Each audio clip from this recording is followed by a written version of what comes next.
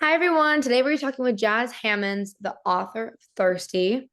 Thank you so much for being here. I'm so excited. Thank you for having me. To start off, would you mind telling us a little summary of Thirsty?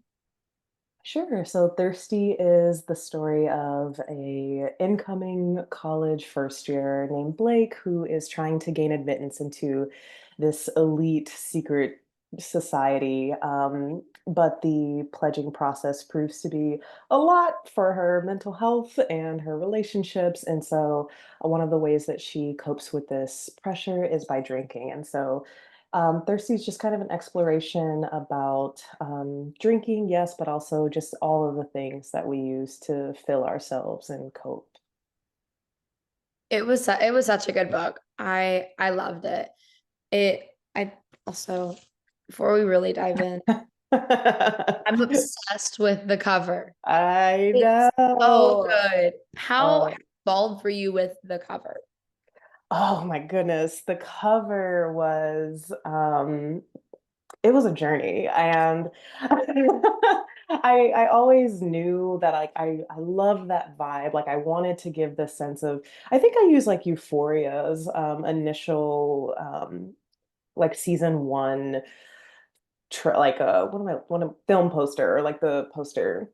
I'm bad at terms, but as an inspiration of just like the glittery, the purple, blue hues. And so I knew that I wanted that. And then when Charlie, who is the artist behind it, I loved their style. They do just like remakes of different movie posters. And I realized I'm like, that's the vibe that I wanted to go for. That it's there was a lot of back and forth, mostly me just yelling like more glitter, more glitter. I love the glitter. Yeah, I still could have done with way more glitter, but my team was just like, calm Maybe. down. Yeah. No, Calm down. I'm getting my cover in like a month and I'm so excited. Oh, have you seen sketches? Not yet. We're starting that. I had like fill out this whole form. I don't know if you Mm-hmm. got it, Mm-hmm. but it was a very in-depth form. Um, Yeah. and so we're starting all of that in a month. And I'm That's such so a visual exciting. person. Mm-hmm. So I'm so excited to see it. Mm-hmm. I have to say I'm like I do judge a book by its cover.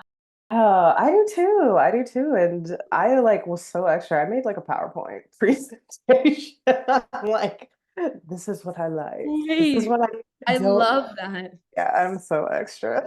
Wait, And that's actually amazing. I love that. I'm so gonna have that I could give visuals because I mean, I know that I'm a writer, but sometimes I'm just not good with like describing how I envision something. And so I feel like if I can give you a frame of reference, I'll be like, yeah, I want it to look like this, not like this. And yeah. so my editor, bless her, she's just like, okay, Jazz.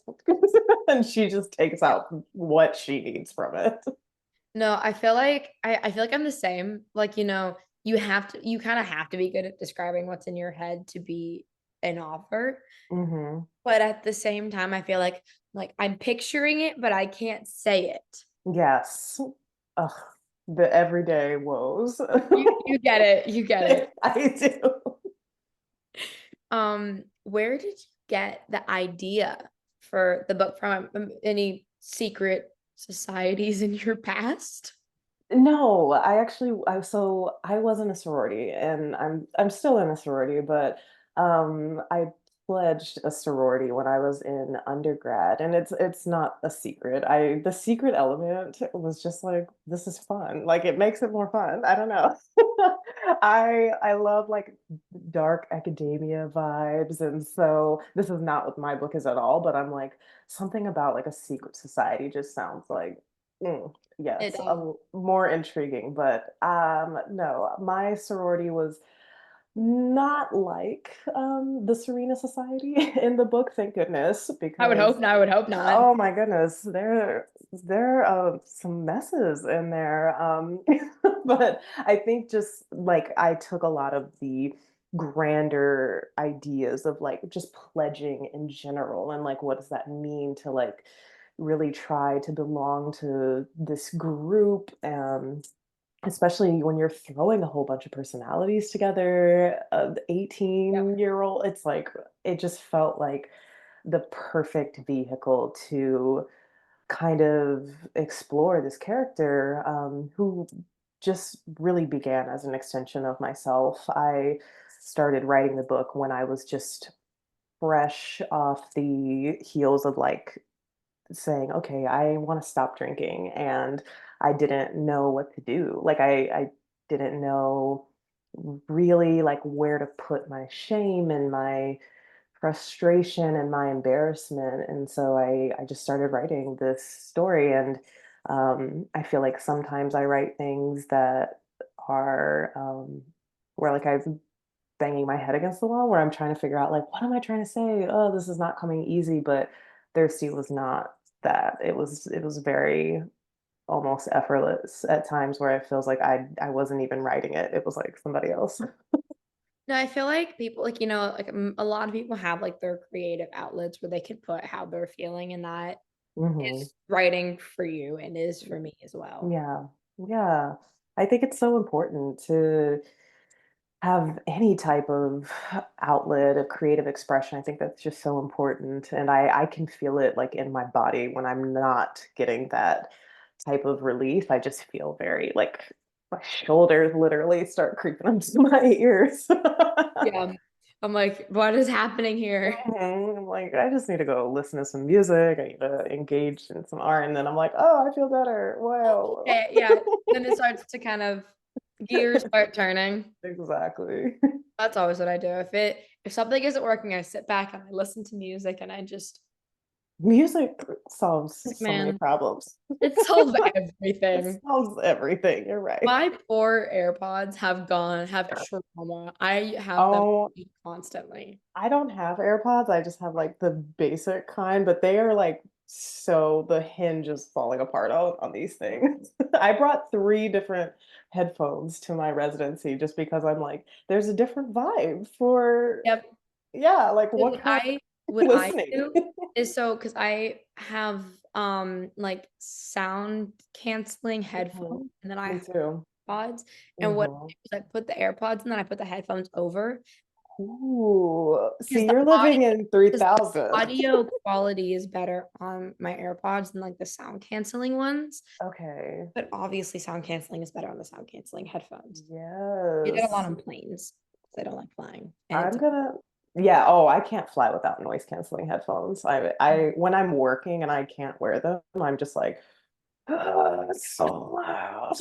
yeah. So I do wear earplugs, but when No, I'm working, it gets to the point where I forget how loud planes are because I just have my AirPods in with my they're head. so loud. They're so loud. Oh my goodness. They're so loud to the point that when I'm just like in stillness, sometimes it's like unsettling for me. Just still quiet. Like I'm just out in the country right now and like I walk outside and I'm like, it's so quiet. Where's the plane noise? Where is it? There was like It's just one become plane. like white noise. Yeah, yeah, the soundtrack of our lives. Seriously.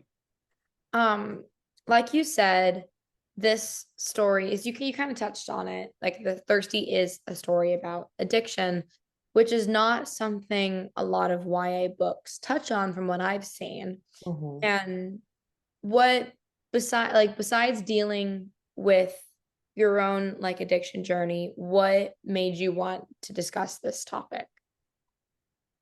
I mean, I think it was looking back at my like when I started examining obviously my own like drinking patterns, like it brought me back to my teenage years. Like I had my very first like alcoholic drink when I was younger than you were. Like I was a freshman in high school or something, and um I I just wondered like, obviously I feel so removed from that stage of my life now, but I'm like, obviously a lot of the same problems are still going on of like people trying to figure out like where they fit in the world. And these problems, they aren't magically solved by themselves. Like when you just I think that's something that like a lot of adults forget that it's like, oh yeah, that was like a teenage problem, if I'm making any sense. But I'm like, no, like it it like snowballs, and sometimes it like carries on. Like we don't drop our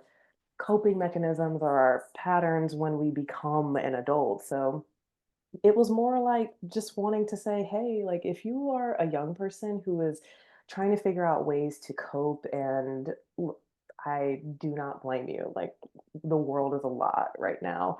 I just want to start questioning, like, what are we using to make ourselves feel better, and like, is that good for us in the long run?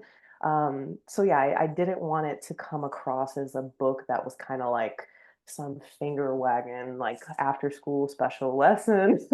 It was just, I just want to start conversations with people, and kind of get into the nitty gritty of like, hmm, why was I, throwing back four locos when I was 15 years old? Let's dig Let's into that. investigate here. Let's investigate that, because maybe I don't know. I could have like been playing a sport or something. I don't Yeah. know. No, I agree. Like a lot of my friends, like were kind of at the age or like they're like a freshman in college now. Mhm. And they're facing a lot of like the same things, such as like parties and kids just going wild because they have such freedom. Yes. And like my friend was telling me, she was like, there's always like an ambulance on campus because like being called to a party. Yeah. Yeah, because of blackout drinking, and just it's like this thing that is, you're shamed a lot of the time for not partaking in it. And so of course, like naturally you just feel this pressure. And like I know for people who have like anxiety in social situations, like I definitely do, it sometimes just yeah. Yeah. And that's fascinating to me because like, as an actor, I'm like assuming that you all are just like so confident and it's effortless and you just move through rooms, but I'm like the opposite of like I need even just something to hold, and sometimes that just became a drink, and one would lead to Yeah. another, you know. No, I like to say I am an introverted introvert. Oh, I love that. Me too. No, my thing to hold is my AirPods. I always have I bring my AirPods to events. Mm, And mhm. I like hide in my pocket and like if I need them, they're here. Shout out. I got this ring actually that's like a fidget ring where like I I spin it need around.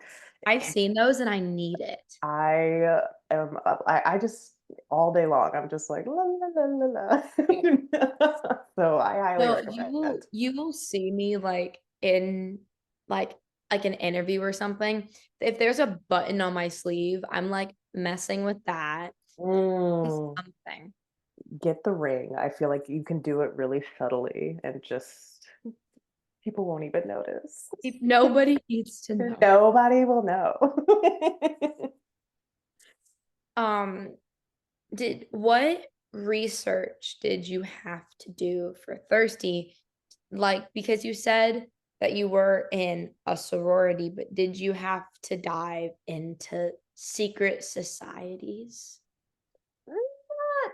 Not really. I did like I a lot of the society aspect is based on just like my experience and my friends' stories of like pledging and going through, and just Greek life in general. So that research was actually pretty minimum. I think that like the a fun piece of research that I did is that there's a scene that's set in the Great Dismal Swamp, and it's just like this, it's a swamp literally in Virginia, and and it's like the scene of like a task that they have to do, and it's a ridiculous task. Such a You know, funny scene. yeah, they're like dropped in the middle of the woods at midnight, and the big sisters are just like, go find 100 pennies in the woods, or like in the 11 pennies, and they're just like,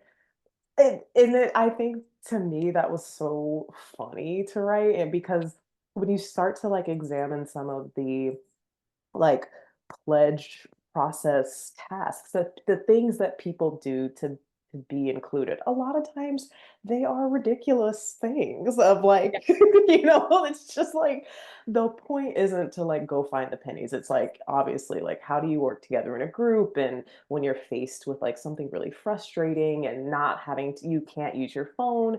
So that I actually like went out to the swamp like with my mom, and it was and it was just when we went in the middle of the day and there was like this eeriness to it, and I'm like, oh, this would Imagine like at midnight. at midnight Oh would God. be scary. It would be so terrifying. And there's like a lot of history in that area of yeah, just like with ties to enslaved communities using the swamp, and I tried to weave some of that history in there. But I think that that was like the most fun. And my mom is just, I call her my research partner. If I just need like like I need to go to this random gas station in the middle of nowhere, my mom will be like getting her car keys and be like, "Oh, let's go." I love her. Yeah, Oh my God, that's amazing. she's great. She will be driving and I'm like furiously scribbling notes in the passenger seat. She should be paid, like for real. No, my mom, because so for my book, it's set in England. And Mhm, so my mom and I went to England to like do like see what like because it's set in like a small like coastal town. So we mhm, went to like this like coastal town to like go see what it looked like. And my mhm. mother, like I was like dragging her after me. I was like, we have to go look at this shop. Come here. Yes, bless. Shout out to the Yeah. moms because Well, the they have to deal effortless. with all of our research trips. Oh yeah, they do. So The that swamps and coastal towns. next time I need, yeah, I need to write something set in like an idyllic location so that my mom can like actually kick her feet up and enjoy it. So maybe for the Take next her to book. like a coast, like a beach or Yeah, something. yeah, exactly. God. No, research trips are fun, but they can be a bit crazy. Yeah, and also it's I find that sometimes I'm like I'm there in this place and then I get overwhelmed because I'm like I need to be doing like all of everything, all my questions need to be answered in this one trip, and I get Yeah. like hyper focused, and so naturally I will forget things, and as soon as like I'm leaving said place I'm like I forgot the reason that the biggest reason that I went out there. So I try not to put like too much pressure on them, and I think it obviously helps with my day job of like with my first novel. I needed to do some research in Mississippi and Tennessee, and so I was able to just fly there for free. So I do want to acknowledge that like it is a privilege to be able to like travel to these places and do research when a lot of writers, including myself, just have to rely on like a good old Google search and spending a lot of time on Google Maps. Never heard of anyone else who does the same, but I've Oh, really yeah. gone through the places I'm writing in Mhm. maps, like Street View. Yes, Street Yep. View. I Yep. literally like spend so much time on Street View, like being like, oh, this sign, and it's not gonna make it in the book like at all. But it's like I need to know like Yeah. what it looks like because I see the scene like almost as a movie, like when I'm writing it, and so I'm like, I need to know what it looks like. I can't. So yeah, Street View, Team Street View. It's the best. I've literally because I tell that to people all the time. I'm like, this is what I do whenever Mhm. I need to see what something looks like, but I've never been there. Or like Yes. I can't like drive 20 minutes to go look at it. Yep. Street View, man. It is so clutch. It's um oh yes. I was thinking of something I was gonna ask. How you mentioned your other book. How was it different writing Thirsty compared to that? Ah, Thirsty was so much easier, but also so much harder. I think the subject matter was harder because it was so personal. Mhm. Um, and it felt like bearing my heart on the page in a lot of ways, but like logistically, it was so much easier because my first novel We Deserve Monuments, that took me forever to write, like the first draft, because that was the first book that I had actually ever finished. Like, Yeah. I am somebody who will start a million things, but I rarely finish. Yeah, you know. But like finishing it is so hard because like the beginning of a book is so glittery and exciting, Mhm. but like when you get into like for me it's like 30%, I'm like, ugh, and I like Ugh, yeah. lose steam. And so Monuments, my debut novel, that took forever for me to write. Like for forever. It was a year and a half just to get a first draft, and it was like terrible. It was a terrible And that's draft. making me feel a lot better because for Oh, my book, I felt like it took me so long. yeah, and I think too, like, it doesn't help when you see people who are, like, really fast writers and who are able to, like, you know, churn out like, I have friends that can just, like, write a first draft in, like, 2, 3 weeks, and I'm like, No, I went to like a book signing event once, and the author was talking. She was like, I have this book, and in 3 weeks I have this book coming out. And I'm like, yeah, yeah. wow. And they're not like small books, they're like big fantasy books. I don't And know, I'm like, like, how are you doing this? I don't know, like, I okay, And she also has a life. And I'm like, and you have a life, how do you do and this? like a job and kids and Yes. like it's wild to me. And for me, I say a year and a half, and that was just for a first draft, and all of it ended up getting like scrapped, and very little of it is the same. But Thirsty, I wrote a first draft of that in 3 months, and it felt like lightning because I could not write fast enough. I don't know if you've ever had that like experience of like when you are just like in a groove and Yeah. you just get lost. And it felt like I was in that groove almost every single time I sat down to work on this book. And yeah, I don't know. I think that's also why some of the like scenes feel almost like stream of conscience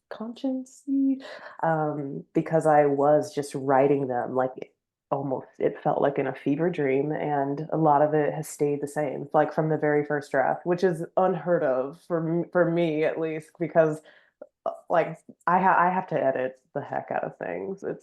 It usually does not come that easy.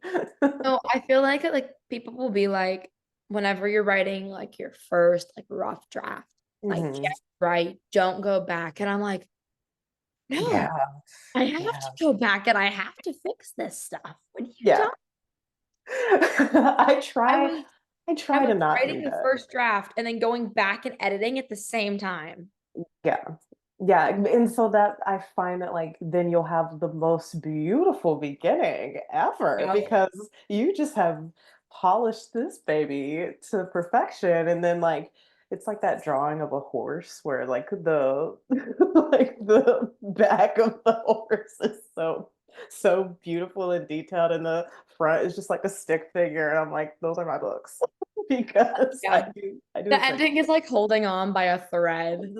Like saltine cracker ending, and you're just like it is what it is, like Yeah. Hope you enjoy it. yeah, I'm like I got you in, Yeah. but I don't know if you're gonna stay around. But yeah, it's a challenge to not edit as you go because I think it's just a natural, a natural inclination to want to be like, oh, reading old stuff, and then like you self-edit it and you're like, Yeah. oh, I can make this better, where like the rest of the book is just like, okay, but we don't exist yet. I'm like, Yeah. well, it's easier to edit something you've already written than Yeah. for me to work I something. One thing that I will say is cool is like I can see because I just finished all of it, edits and everything. Yay, congratulations. Yeah. But so I did like a big reread of it at like the last like, and this was like copy edits, like typos and stuff. Hmm. But I did one like actual full read through of it. And I was like, it's really cool because you can kind of see how I grew as a writer Yeah, from start yeah, to ending. And it yeah. was really fascinating to me. because Yeah. I didn't like I didn't write the first draft and then rewrite a new draft. I just went in and changed parts. Into the document. So a lot of it's still the same. Yeah. So it was really cool. That's how you know you got the good sauce. You got a good story. Also, where for your first book, where did you go in Mississippi and Tennessee? Me and my, because originally my first book, it's set in Georgia now, but in a first draft it was set in Mississippi. So I actually flew into Memphis and spent a couple days in Memphis, and then we did like a whole road trip through the Mississippi Delta, hitting up different towns and like Clarksdale, and I think we were there for like 4 or 5 days or something, and just did like a circle loop back up to Memphis. So my parents are from Memphis. Oh, small world. Yeah, I And love you Memphis. know, this part's probably gonna have to be cut out because probably like just doxing everything right now. No.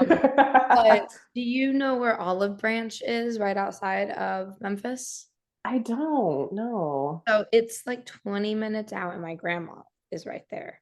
Oh, Um, so nice. we're in that area every few years to visit family. Yeah. Oh, You I said love, you said you're in Mississippi and Tennessee. I was like, yeah, I just love, I was just like inspired by the history and the culture and the food of the region. It's just like so rich. wait. But I ended up switching it to Georgia because I have my own family ties there. And as I Mm. was like writing it, I'm like, oh, it would be just more impactful if it's like from a place where I am from. And so that's what made me want to move it. But yeah, that's really cool. And what a small world. I know you said that. I was like, I need to ask. Yeah, I know. I also was curious too when you were talking about your book, and I'm not trying to like derail the conversation too much, but I'm like just so curious about how you are finding your transition into the publishing world, like, and how does that compare to what and like trying to step So into these. different. Really, I'm So different. curious. Because Okay. so like the acting world is very much like if you get so like if you get an audition or if you Mhm. get a job, you wouldn't go you don't normally ask. Like you wouldn't be like, this is what I got. How does this Mm, sound to another actor? Like you wouldn't be open about the details of the audition. You would just be like, I got this audition, I got a job or whatever. But then I mm, found in like the publishing book world, as I've started making more like author friends and stuff, mhm. are like so open about stuff. And I'm like, you do this? You can do this here? This is a thing? That's fascinating to me because I feel like it's such an uplifting community. Like yeah, like other authors are trying to like yeah, help and support other authors. It's so cool. yeah.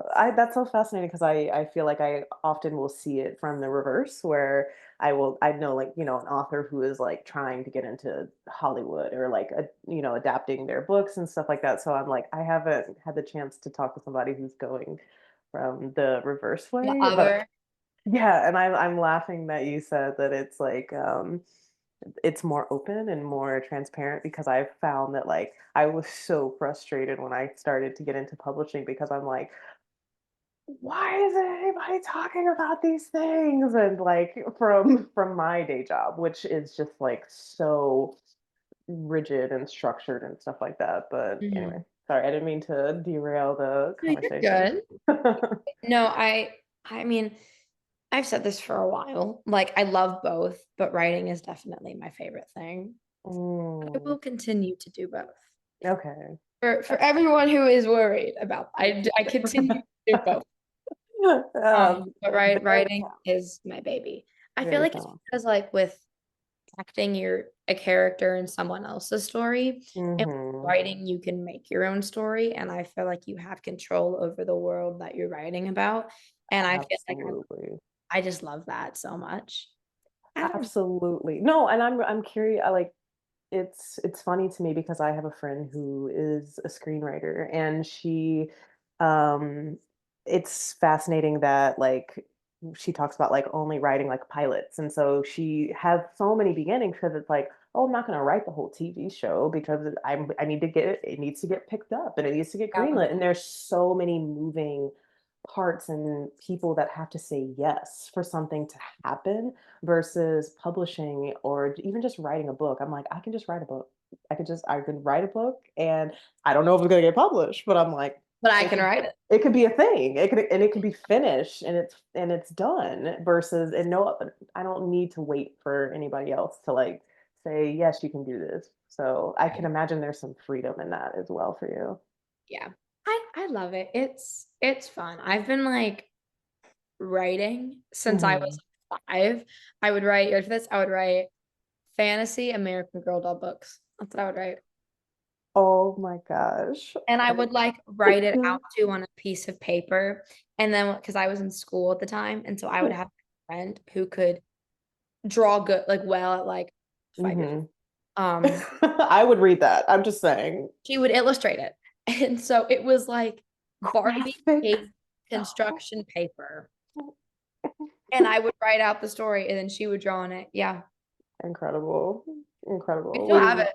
We love a graphic novel. It I want exists. I want to read it. Okay. The actual book is the Fantasy American Girl doll series. Okay, but like who was your favorite American Girl doll? Oh, there was one that was like an outdoorsy person, and I'm forgetting who. I'm forgetting to the only And I memory can picture. The only one that outdoorsy I really one. remember was the poodle skirt. Is that Samantha? No, I'm thinking about the rich girl who like lived with her like aunt or something, and she like I was like, ooh yes, we're fancy. Like that's the one I remember. Um, No, I feel like I'm the one that I'm thinking of, the outdoorsy one, I feel like was one of the ones that was released right before I like stepped away from her. okay, I So it was love like, that yeah. they have withstood the test of time. That it's like when I was a kid, we were about the American Girl dolls, and Yep. now, yeah. Yep. No, my thing was American Girl dolls and Beanie Babies. That was my thing. My grandma, I swear she thought she was gonna get rich with her Beanie Baby collection. Beanie Babies, you should no, you should look at eBay when I was younger because I would go on eBay to like look at like Beanie Babies when I was like 11 and they were like $10,000 Beanie Babies. So your grandma might have a chance at getting rich. Yo, I don't think so actually, because like we had she moved like 2 years ago into like an assisted living facility, so we were selling her house and all these Beanie Babies, and my dad was like, I'm gonna see if I can get some money off these Beanie Babies, and like the special edition one was like $10. Like he was just like, never mind. Never mind. So maybe you had the good ones, but I I love that those have also withstood the test of Yeah. time. Yep, those are the two. Because I had like the new ones, because there's ones that like stand up, and those are the new ones. Shut up. It's What? not like the the Beanie Babies, like the older ones are like the flat ones that have like like a bean bag kind of. Yeah, a little slouchy. Yeah. Yeah. The new ones aren't like that. They're still Beanie Babies, but but they have like they're not like a bean. Hang on, I need to see what this is, but I'm afraid to see what I this got is. you. I got you. I'm unsure. This is here. I'm giving you like a general. This is what they look like. I'm gonna put it in the chat in here. This is where it's gonna go. I love that this has like fallen This, into a conversation yep. about Beanie Babies. We love it though. Okay, that's it. Hmm. Where they stand? Oh, that's Yeah. still considered a Beanie Baby? I've definitely Yeah. seen those. Yeah, that's a Beanie Baby. Oh, Yeah. mm, I don't know. Part of the fun I of have both of those. I have yeah. because I would get the old ones too. Yeah, I think part of the fun was just like making And you're them like, Like, I don't do that. Yep. I'm Exactly. Exactly. I'm sorry. I feel like I have totally derailed this I think conversation. I did this a little bit. This is my ADHD. This is the problem. It's my ADHD. Books, books. Okay. Next question. Um, you are so great at capturing YA voices. What kind of drew you to like that space or like genre? I just love YA. I think it's because that's like the age, when I fell in love with writing. I was a teen, like a preteen, and like just reading stories about teenagers who look like me, or and kids who look like me, and I thought that that was really, really cool because I never I never really got into, like, the fantasy, like, fantasy novels and stuff, like, when I was younger. I thought there was something really fascinating about contemporary YA that was just about people who, could have been my friends and coulda and I was like, "Wait, so I could, like, write stories about, like, my friends and the stuff that Yeah. we do," and I thought that that was just really fascinating, and I grew up like moving around a lot. And so, stereotypical writer who is just like an introvert and very observer and very quiet. But like books were always there for me. And so when I sat down and I started writing my first book, there was never a question of like, is this an adult book? Like, no, it was always YA. It was always going to be Yeah. about teenagers. And I think, I don't know, I love the honesty. And authenticity that comes in YA stories because of just how dramatic, we can be as young people because you're like feeling stuff for the very first time and things are big and emotions and hormones and it's just like this perfect storm that makes to me like it's so interesting to write about.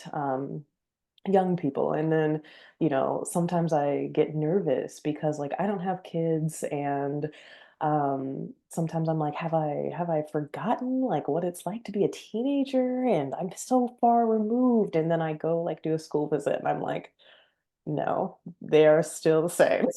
Teenagers will always be the same. They will always be the same. Yep. There is always going to be the class clown, the ones who like are attentively listening in the front and like are like shut up to their classmates. Yes, that Not was saying me shut up though, too. because my social anxiety wouldn't let me do that. I mean, same, same, but like you But could tell I'm like attentively listening. the body language of them is just like I'm trying to be a Yep. good noodle.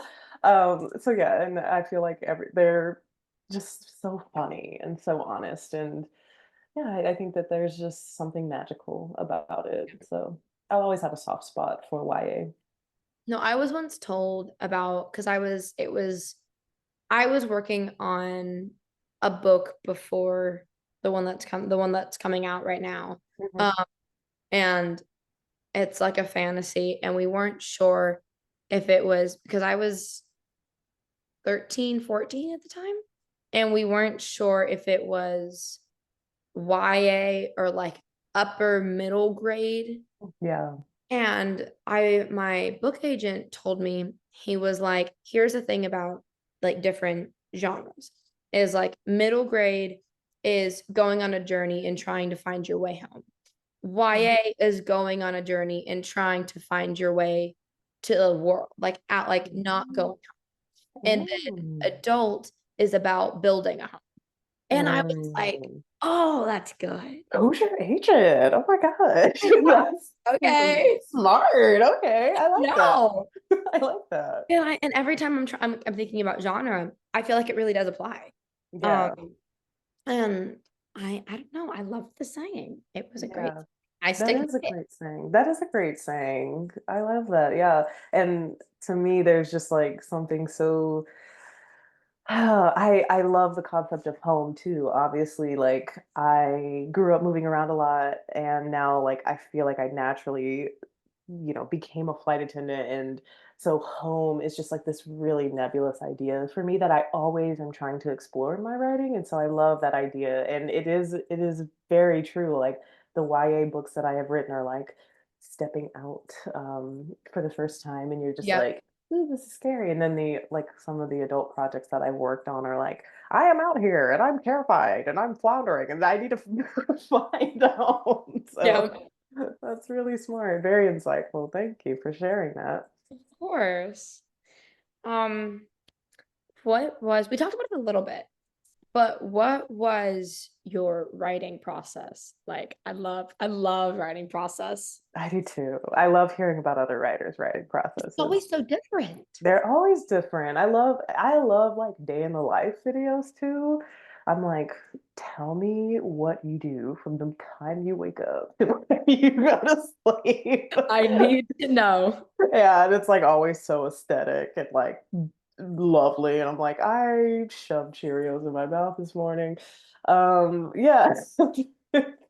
We're thirsty. Yeah, it was just very I just kind of wrote when I wanted to write, and I I have found I'm not a writer who writes every day. Like it's just not possible for me. I can't do that. I'm like so tired a lot of times. So when I do get in a groove, I try to catch it. And so there were a lot of like layovers that I would have where like I started writing this book on a layover. I like Yeah. remember it to the like I was in Oakland and I had a 30-hour layover. So it was just Oh like wow. all day. It was like luxuriously long.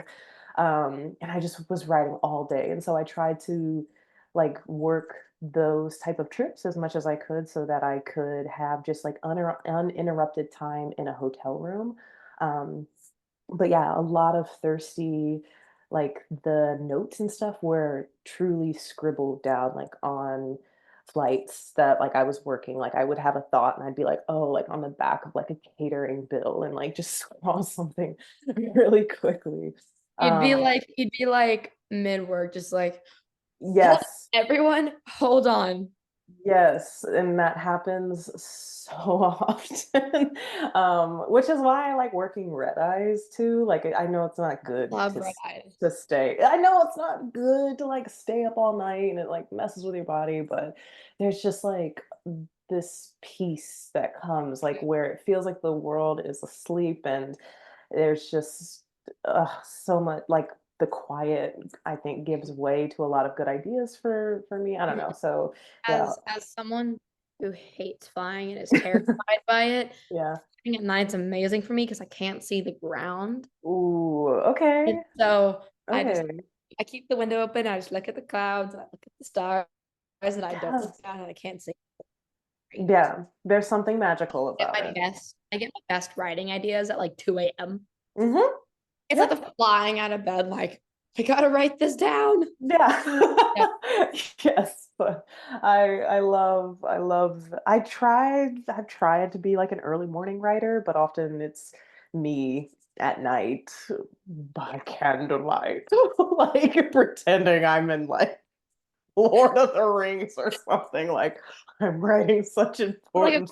a quill and like a pot of ink. Like Yes, that's me. I can like totally pretend that I'm like I I doing. I did that when I was really like I'm still in a Harry Potter phase. I will always be in a Harry Potter phase. It never ends. But when Hmm. I like first read it, I was like, Hmm. I got a quill and I got a pot of ink and I learned how to write. Wow. Like, if Harry Potter can do it, so can I. How was that experience for you? It was interesting. It was definitely a work in progress. Mm. It was like 11-year-old me, like being like, hold on, guys, I gotta take a note. Let me get my quill, my bottom, my paper, my parchment. That is very precious. So earnest. My desk was like constantly like stained with like dark black ink because I was a child and I didn't Mm. know how to not, Yeah. tip over a pot of ink or something. Yeah. You didn't know until you tried it though. I have never written with a quill and ink, but Really difficult. You ever try it running, it's really difficult. I think I'll stick to my Le Pen, which is my favorite pen brand. Lip pen. Le Pen, they're the best. I love them. I'm gonna start saying that randomly just because that makes me laugh. That's Lip what they're pen. called. Like literally, it's Le Pen. That's amazing. God. Um, did or does your writing process change depending on what you're writing? Yes. Oh yeah, for sure. I I think that I kind of flip-flop between like this book was easy, this book was hard, this book was easy. It feels like it's been going on a cycle right now, and right now I'm working on one of the ones that has been really hard. And I think I'm learning to really listen to myself and like try to understand like why something isn't coming easy instead of just like stopping at the initial like, oh, this is just hard. And I'm really trying to, yeah, really trying to dig into like, well, why? Like, what about this subject is really getting under my skin, or, I'm too at a distance from something, and so I'm really trying to just like become a better listener, like in all aspects of my life, and including with my writing. And so I think that over time, it never gets easier. It never gets easier. Like I thought that it would. I thought it would with each book just become easier to sit down and face the blank page, and it doesn't. And I think there's No, something. Yeah, saying no. Well, for me at least, like I mean, for me, it's really challenging every time, and I think that that's important for me for my process because I don't want it to feel like I don't care about what I'm writing. Like I need to really care about something, and sometimes um, that means I need to put it to the side for a while because I'm just not in a mental space to work on it. So I'm not sure if that was like a good answer or if you no, were I looking for more like technical. But no, yeah. I get it. Don't worry, it was good. I feel Mhm. like one thing with like how you said like getting into like a groove with your writing. I feel like I Mhm. always like I have like 3 weeks where I'm in like a good groove and I'm getting like a lot. Yeah. And then after that, it's just the worst writer's block Yeah. and I can't write anything. And I'm like, come on. So Yeah. Yeah. I am the same way. Like, and it's really frustrating to like want to be working on something and then it's just not coming naturally. Like, obviously, I wish it always came naturally. But I just know I just have to remember that like I've sat in those pauses before and I have survived, and it's not yeah. the end of the world, despite my very dramatic declarations of saying thinking that it is. And I'm just Yep, like, it feels like it is. I'm never gonna write again. And then like 2 days later, I'm like, like Yeah. writes again. Um, so yeah, I think it's beautiful when people can really churn out stuff and it just is like second nature to them. But I think I'm a little bit more like, I don't know. I gotta look at some clouds. Like that's part of the process too, of like Yep. looking at the sitting around and looking Go at leaves. outside. Just yeah. Like literally the other day, I just sat outside for hours and I was just like under this tree and I was just like watching the leaves and I'm like, so amazing. And I'm like, this is a part of my process. This is the But it, lie. but it really was, Yeah. No, because I feel like whenever like especially I feel like with me it was a lot with like the first rough draft was Mhm, so much because it's also kind of you telling the story to yourself and like learning mhm, about it as you go.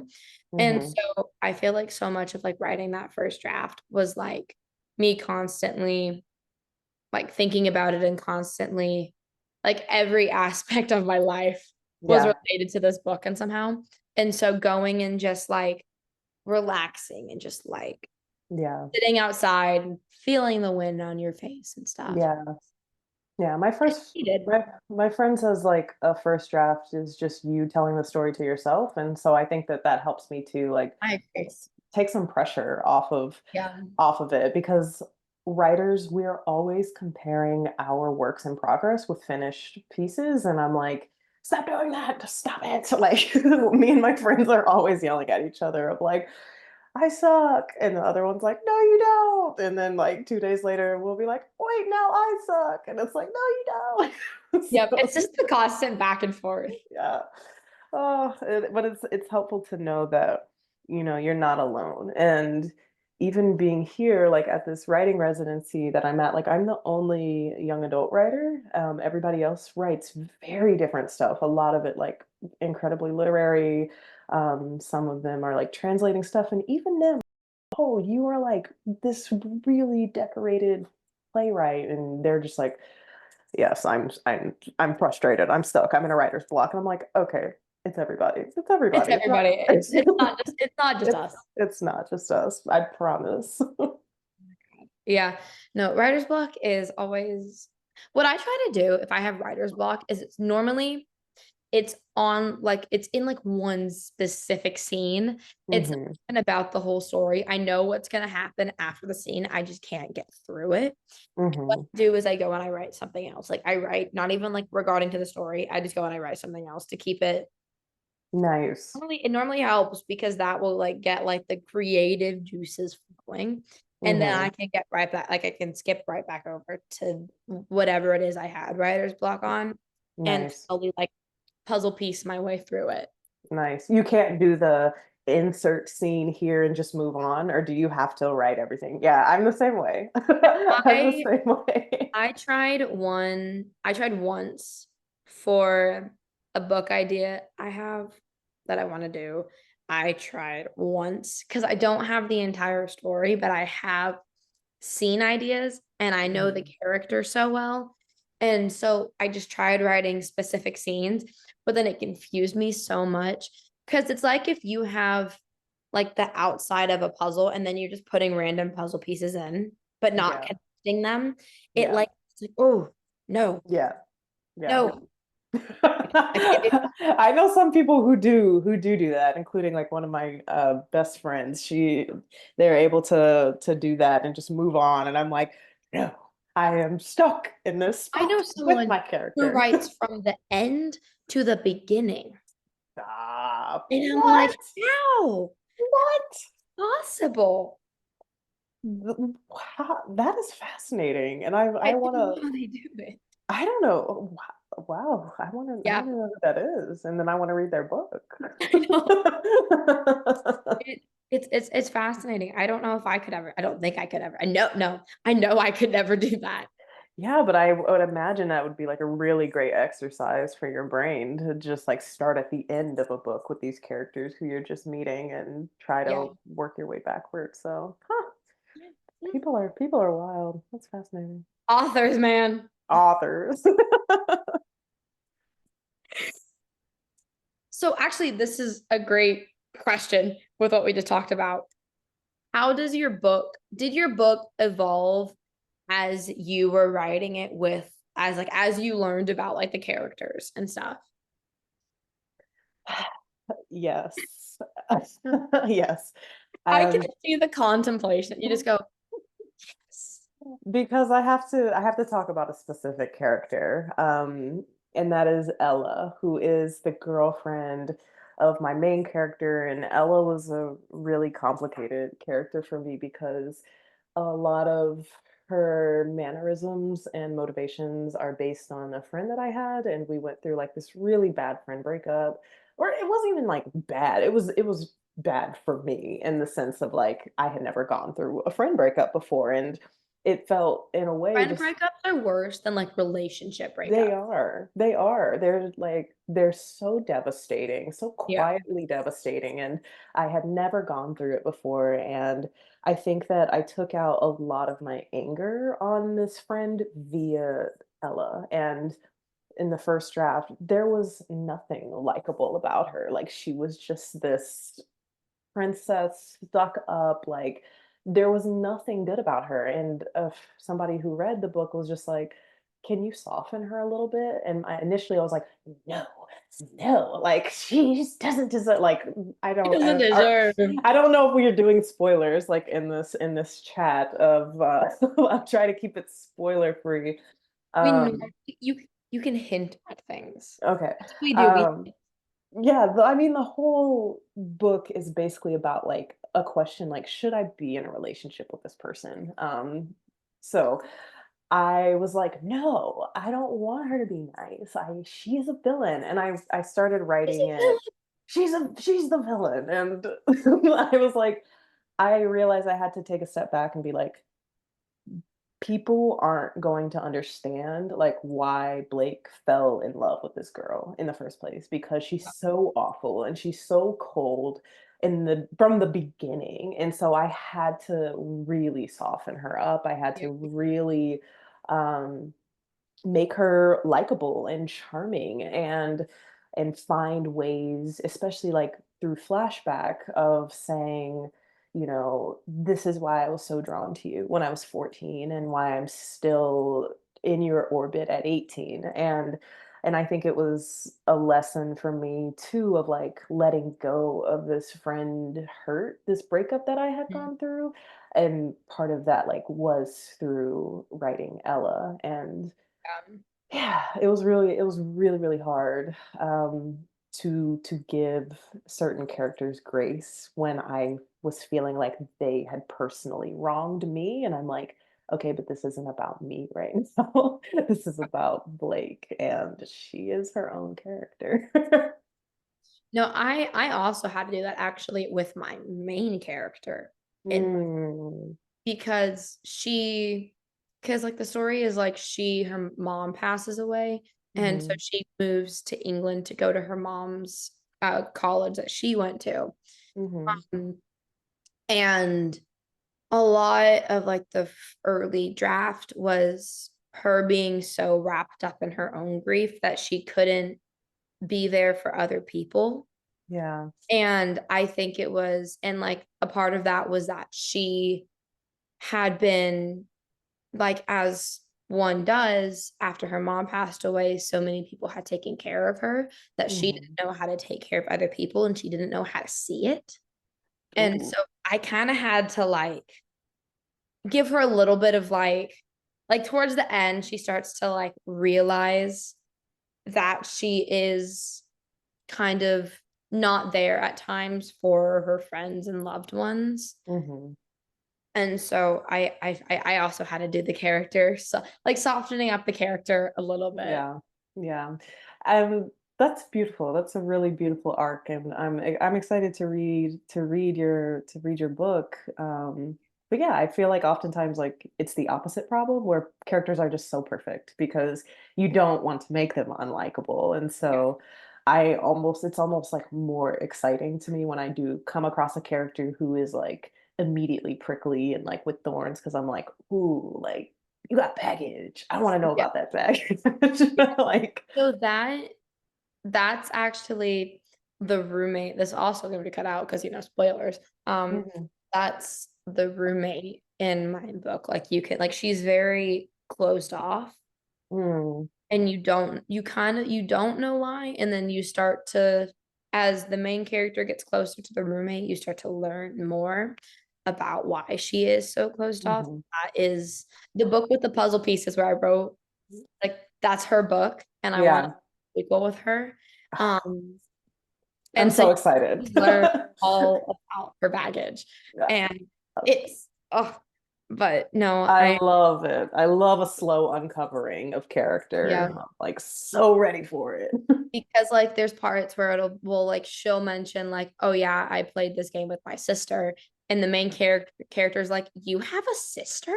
Yeah, and it's like you don't even know like the most basic things Yeah. about these characters. I love that. When is your book coming out again? I want to read it Next fall. next So it's I fall. think the date's like September or something. Okay. Yeah. I'm excited for you. I can't wait to read it. Thank Sounds you. amazing. I'm so excited. I can't wait to read what the book you're working on right now is. Yeah, to be determined. That's so valid though. Oh my Like, oh. Yeah, I too can't wait to read it because then that means I gotta write it. So Any, can we get any hints or anything? If not, yeah, I mean, it's an adult book and it's a road trip because I love road trip books. Like I love road trip movies. such a road trip person. Ah, I so love yes. it. Oh, this is That's so why exciting. that's why we get along. I love road trips, and so it's like literally a cross-country road trip between two exes who like had a really nasty breakup, and there's like magical elements to it, and it sounds I'm terrible at Oh, I'm pitching so my own excited for this. at pitching my own books, but I've been working on like different variations of it for like 4 years now. So I'm like hoping that the version that I'm working on now is like the one that could hopefully stick and actually sell it because that would be really nice to sell another book. I'm so excited to read this. Yeah, so cross fingers. You got this. You got this. Oh my God, that sounds so good. Any road trip story with like two characters who don't really like each other, but then have to start to is like It's my gold. favorite. It's my favorite. I love like I might be dating myself, but like I loved Crossroads by Britney Spears with Britney Spears. Is the one with Zoe Saldana? Yep. Yeah. I love that movie. I was like a kid and it was just yeah, to see these friends who had been really close like when they were kids and then like they're not anymore. I love those type of stories of like Yeah. coming back together and so that's like the main trope, I guess, of the book that I'm working on now is like kind of like You would rekindling. you would like if you like road trip exes coming back together, you Mhm. would like, do you know The Pairing by Casey McQuiston? Oh yeah, that it just came out. You should read it. Yes. Yeah, I just read Okay. it. It's so funny. It's Nice. a travel abroad wine and Oh food yeah. tour in Europe. Right up my alley. And the exes don't know the other person's in the tour. Ooh, okay. I'm Highly a recommend. fan of Casey's writing, so I will have to check that out. Yeah, I love it. Um, what advice would you give yourself, your younger you going into college? Oh my gosh. Oh, I sometimes wish I could like redo it all over again just because in college was so focused on like um I think yeah, I was so focused on like getting people to like me or like following other people's dreams that I don't really feel like I was listening to myself that much. So I think that would be the piece of advice I would give myself if I could like go back in time and say like, hey, you're getting ready to go to college. I think I think you should really take this time to listen and explore in so many ways. Like I was really closeted in college, like, and there was a lot of instances of like self-hatred and like internalized like homophobia. And I wish that I could, yeah, just go back and tell my younger self like to not be so hard on myself and to, yeah, I think explore more and don't surround yourself with people who don't make you feel good. I think that that's just, golden age for any advice is like if your friends are like the type of people who make you feel small around them or like you just always feel kind of like when you're around certain people. I'm like don't hang out with them. Like Yeah, don't waste your time. These people um yeah, I would love to, and I would just love to give the little Jazz a hug and be like, "It's gonna be okay." you're gonna get through this. You will, but at the time, it didn't feel that way Yeah, in a lot of ways. yeah. College, I'm not there yet, but a lot of my friends are. And Mhm. it's interesting. Yeah.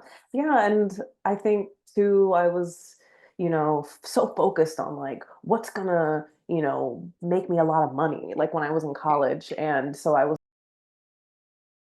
care about, and I think that like led to a lot of like apathy of just studying in general. And I'm like, oh, I wonder if I had like, really got to study things that I was super passionate about like earlier, if like how different my life would have changed. I don't know. I'd probably Yeah. still be a flight attendant for all I know, but like, what if I hadn't done that?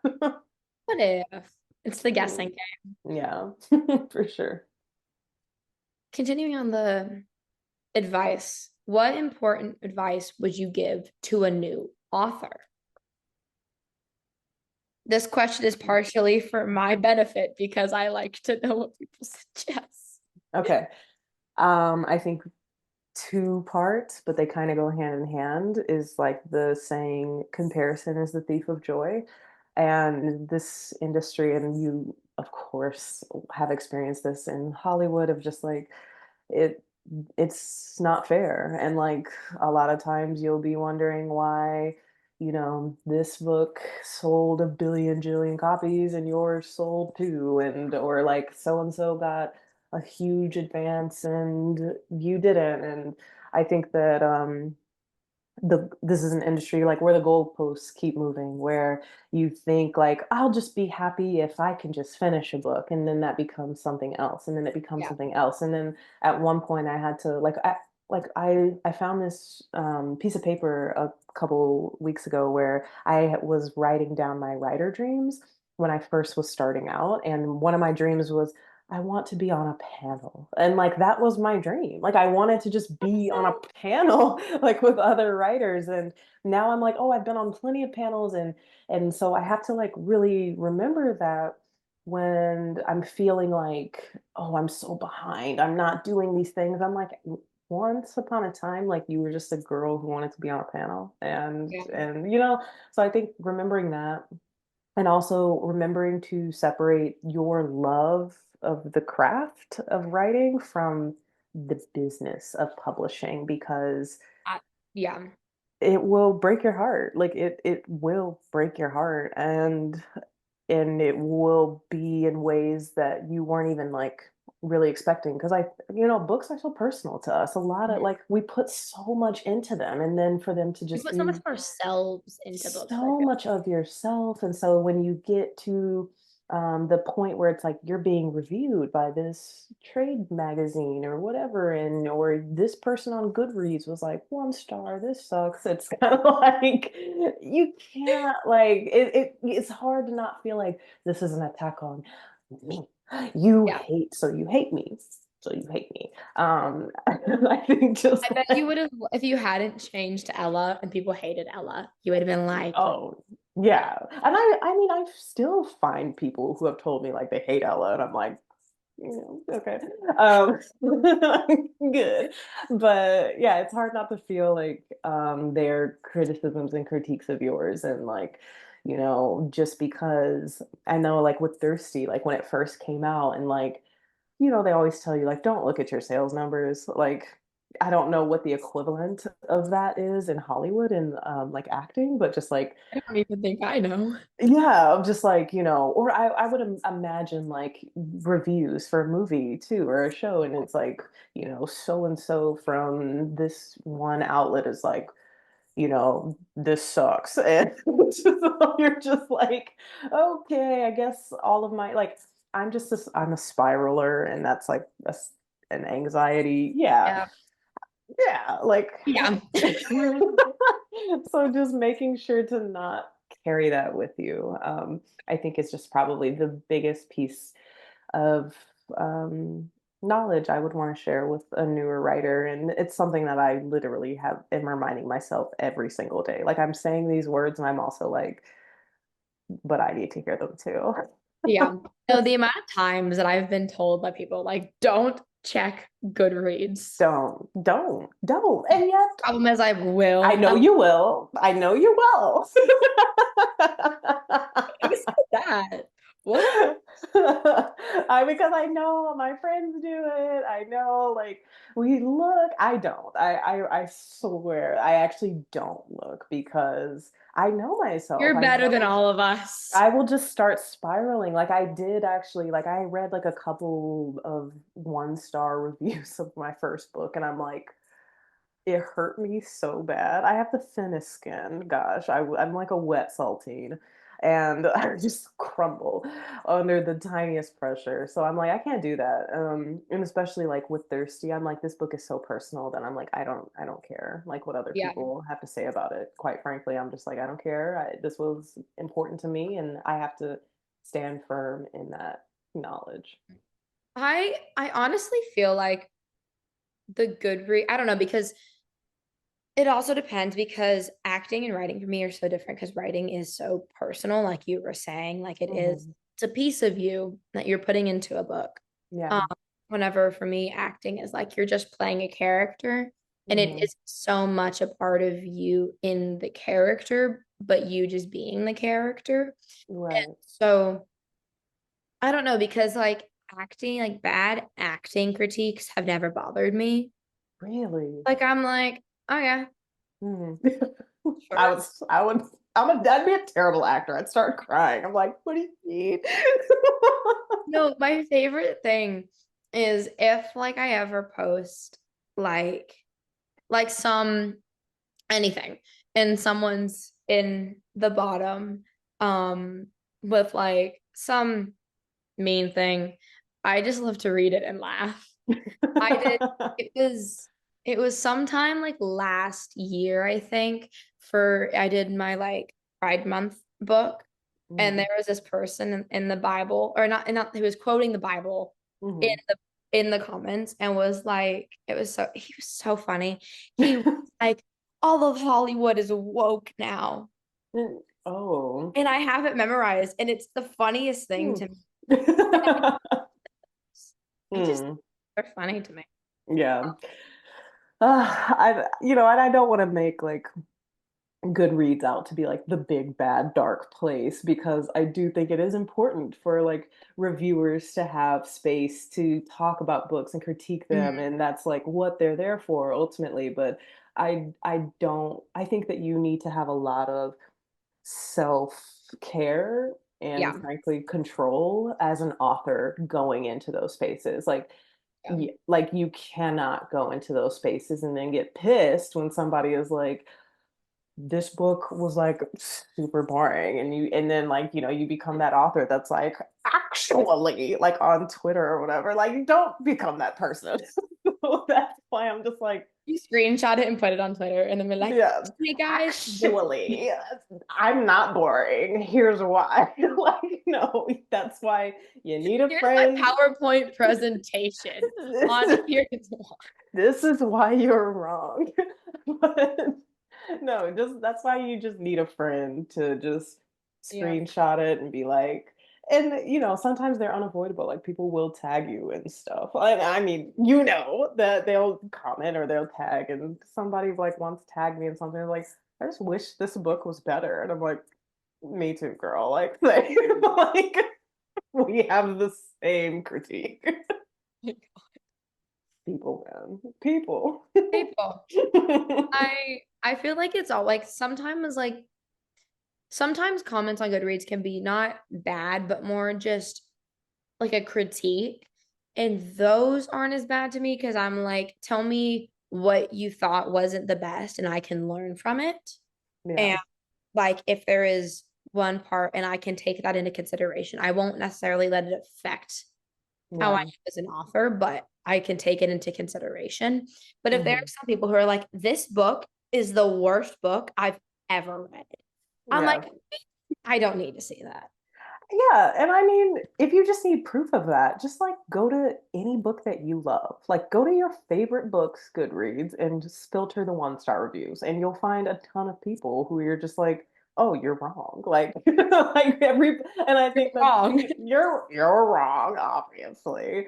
But yeah, and then there's opposite where you're like, I hated this book, and then like when you go to the page to be like, I know people must agree with me, and it's like all like 5 star. This book changed my life, and so take like, how did it change your life? I need to know what I'm not seeing. explain it to me, break it down, Let me because know. my life is the same, if not a little bit worse from when I started reading this. So grains of salt, grains of Yeah, salt.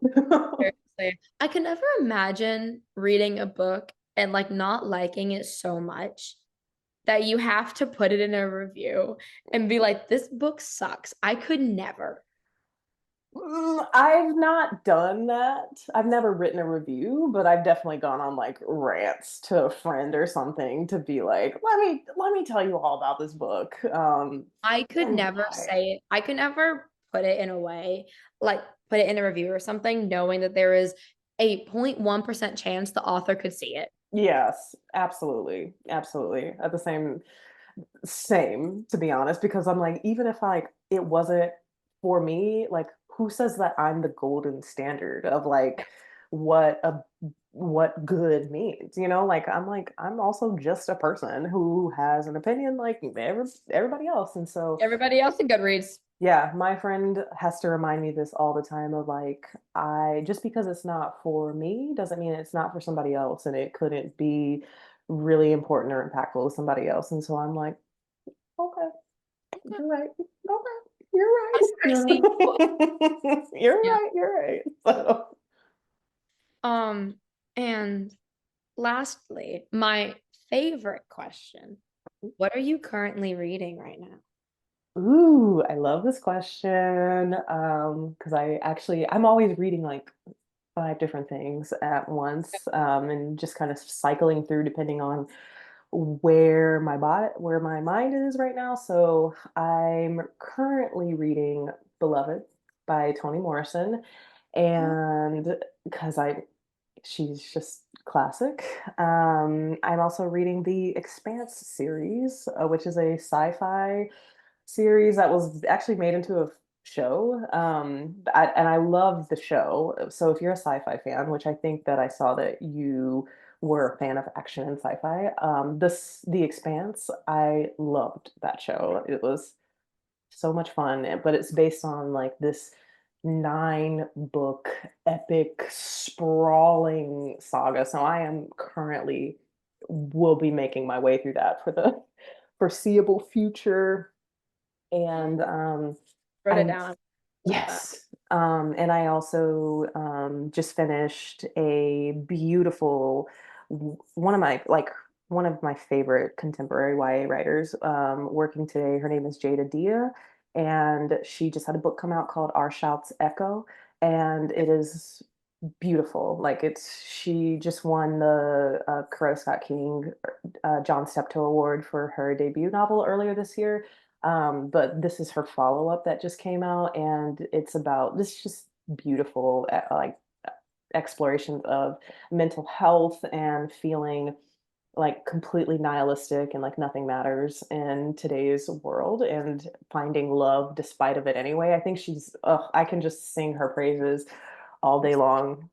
Yeah, Our Shouts Echo by Jade Adia. I will forever be screaming about that book. I also have many more, but I will not take up too Go much of down the your. list.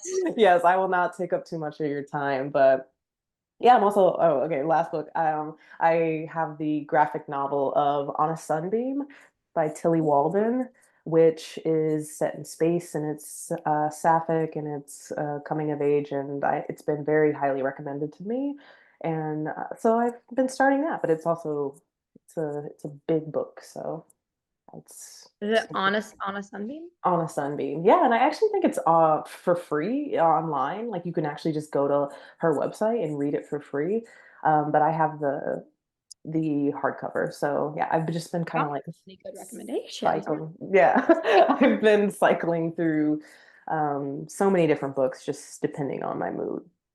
Ooh, okay. No, I also read way too many books at Yeah, once. what I mean, well, what are you reading? Because I'm assuming I you're reading stuff for the book club. I just finished a book called Icarus. It's By Kayla Akram. Can we, yeah, cut the record because this is gonna become a Kayla Acra fan Yep. club. Oh my God. Have you ever read any of her other books?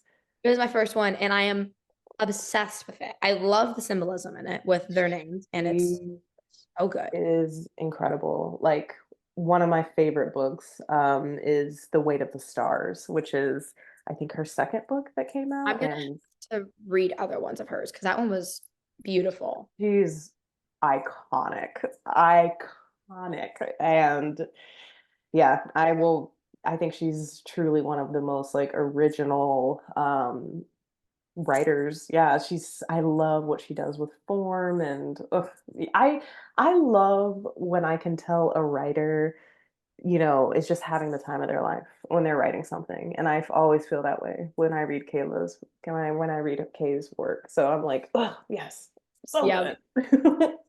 I no, I only I picked it up because I work at my friend's bookstore.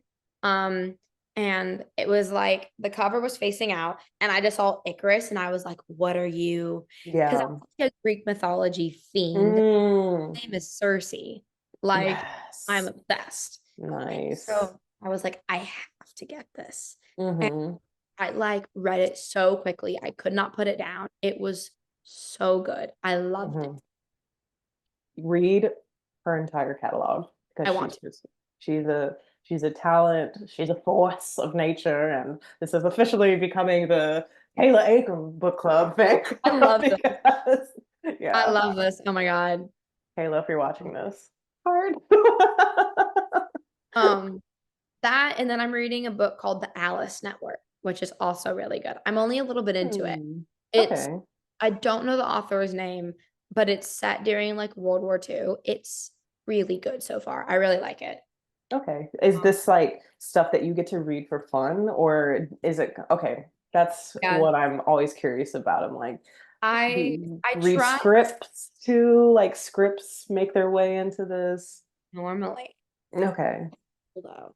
Okay. Um, but no, I normally pick a book for book club, like based on a book that I read like that I read for fun recently.